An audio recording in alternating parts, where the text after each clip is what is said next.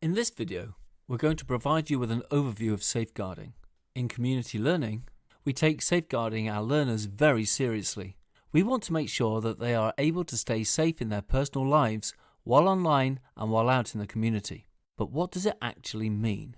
Safeguarding is about protecting people, their health, their well-being, and their human rights.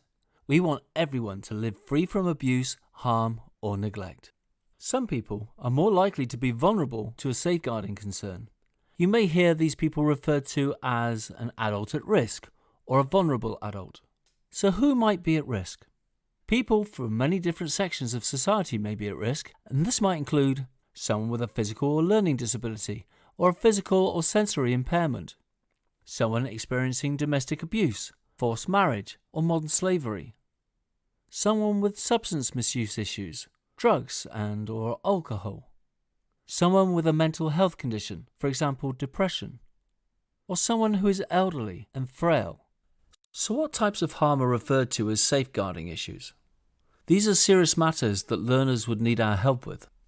They could include the following: physical abuse, neglect, sexual abuse, emotional or psychological abuse, or institutional abuse.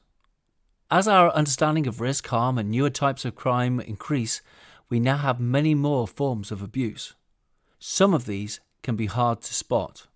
For example, modern slavery, discrimination, forced marriage, female genital mutilation, human trafficking, hate crime, radicalization into violent extremist groups, online abuse, and financial abuse. Sometimes, someone may tell you about the harm. We call that a disclosure, but often this is not the case and we notice difficulties before someone speaks out. So, would you know what the signs might be to look for?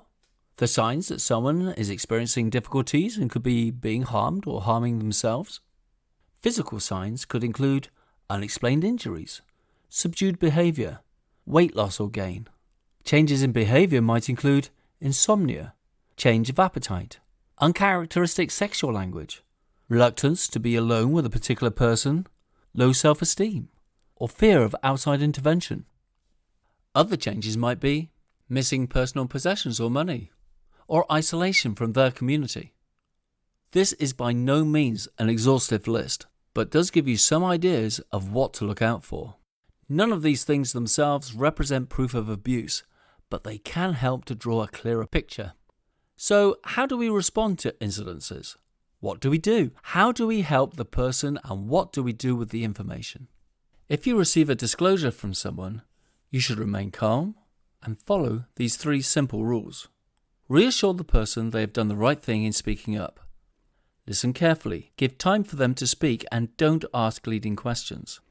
Then, explain that you will only inform the professionals you need to, but never promise confidentiality. So, who are these professionals? Well, luckily, we have dedicated safeguarding officers. In the event that you need to raise a concern, remember the following 3 simple rules. Act straight away. Don't try to deal with the issue yourself.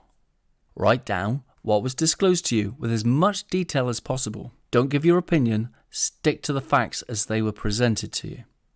Then, report this to your line manager, who will forward your concern to the designated safeguarding officer. Just remember, keep calm and you'll be able to do your part to resolve the safeguarding issues.